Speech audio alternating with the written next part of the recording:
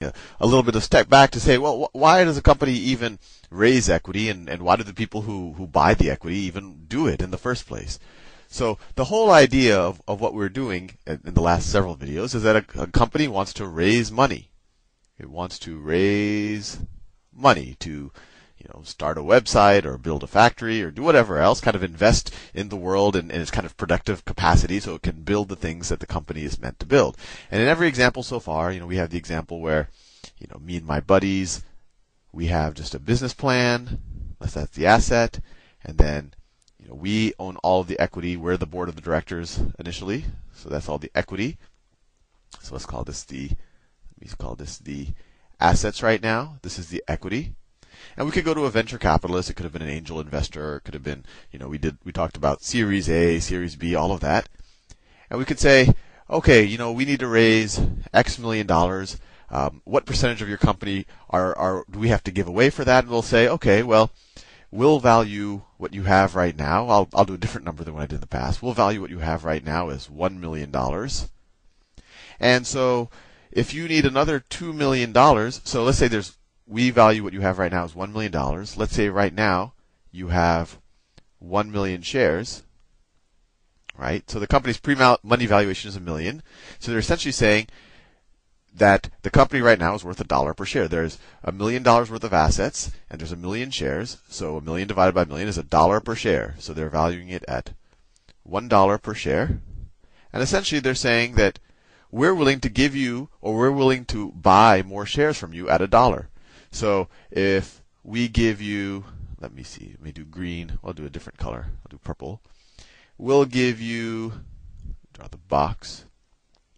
We'll give you, I don't know, $2 million.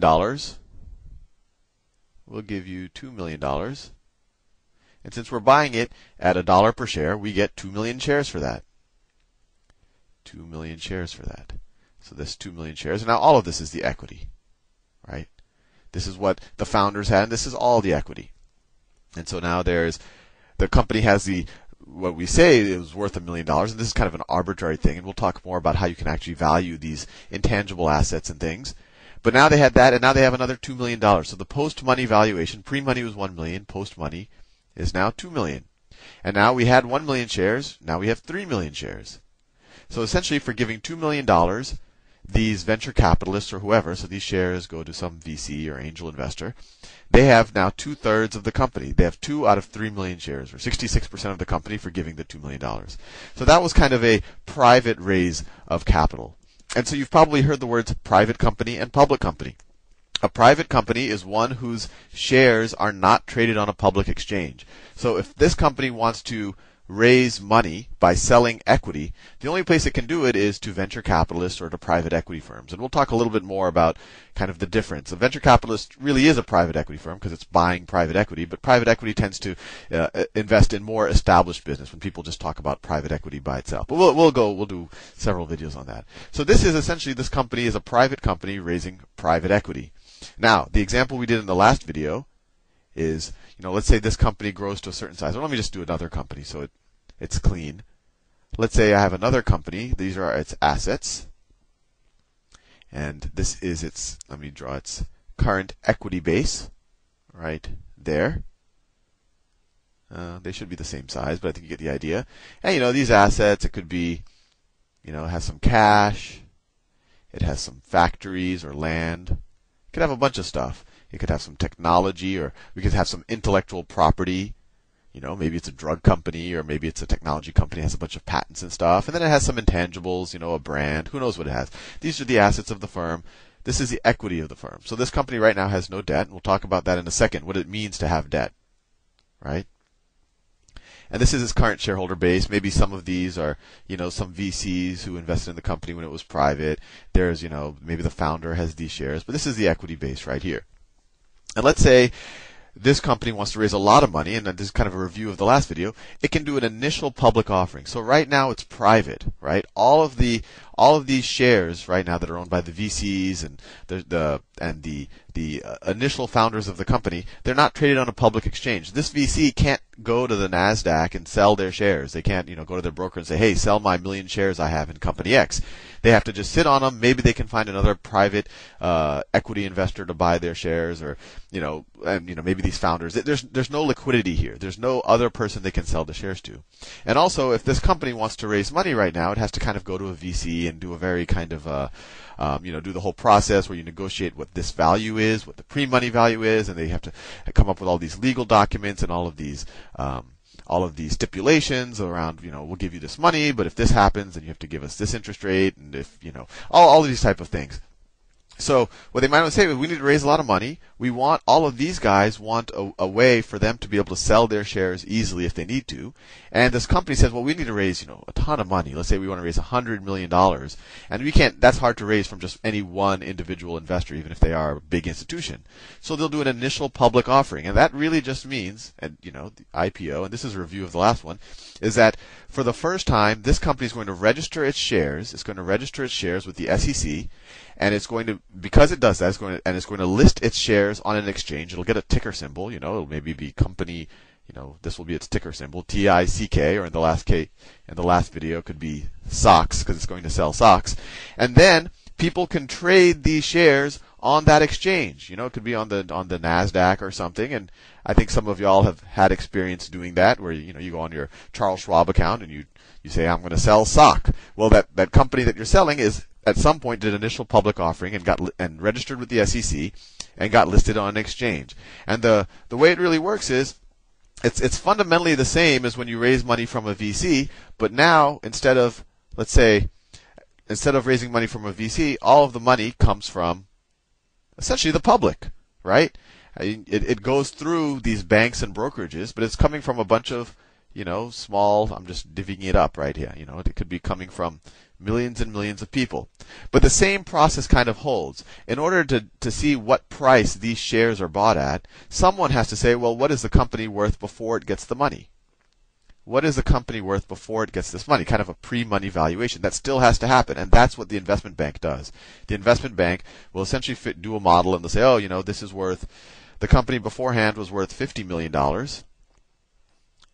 And it's kind of a, they'll kind of go out into the market and say, well, and let's say the company right now has, I don't know, let's say the company already has, I'll make a number, 5 million shares, right? So that this piece right here is 5 million. So if the banks value the company at 50 million and has 5 million shares, they'll say, okay, right now the pre-money valuation is $10 a share.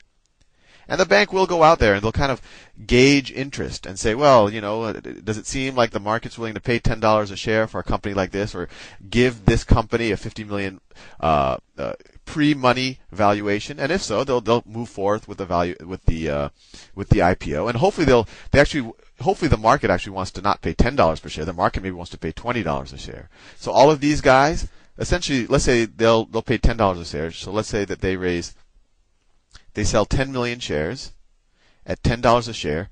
So the company is able to raise $100 million, right? 10 times 10, $100 million. That it can do to make, big ads and all of that.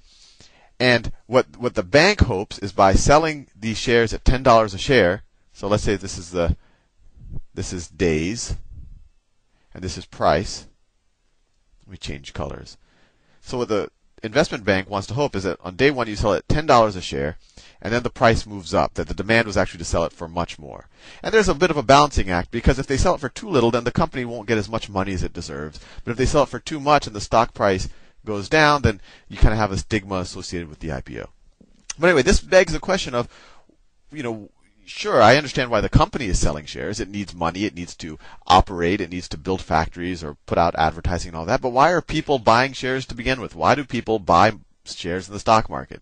And frankly, there's two answers, and one is kind of the obvious one, because they think the shares will go up. But to some degree, that's speculation. If I'm buying a share at $10, just because I'm hoping that there's some other dude out there who maybe a few weeks later is going to pay $15, I'm just speculating. I'm just saying, oh, IPOs go up, so let me buy it. But economically, why was this even worth $10 to begin with? How do we even think about that valuation at a very even high level? Why is this even worth $10 a share to begin with? And the idea is is that these assets are nothing but claims on future benefits, right? A house is an asset because you get the future benefit of getting to live in it, right? Or the future benefit of not having to pay rent.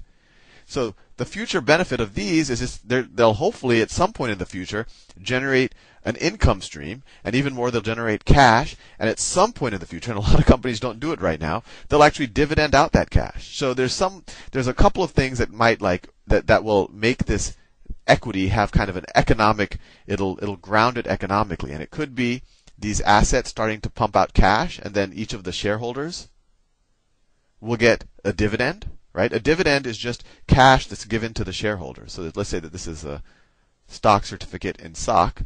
So at some point when the assets of this company start generating cash, each of the shareholders might be getting a dividend. Or maybe a large company at some future date says, wow, this is an awesome technology. It'll complement what we already have, and maybe they'll buy out the company. Maybe they'll pay $300 million for this company, and then essentially they're paying $300 million. And there's 15 million shares, so they're paying $20 a share. So those are the economic kind of grounding points that why these shares even have a value. And I'll go into a lot more detail. I'll make a whole playlist on how do you even think about whether this is worth 50 million, or is it worth 5 million, or is it worth 500 million? And it's kind of an art more than a science, because you're going to make tons of assumptions in terms of how fast the company grows, what's the risk-free rate of return that you could get on other assets, essentially where else could you put your money, when does the company dividend out its money, there's so many assumptions. So it's more of an art. So it's really kind of you try to get a handle on things, but there's no real right answer. The real right answer is kind of what someone's willing to pay for it. But anyway, I'll see you in the next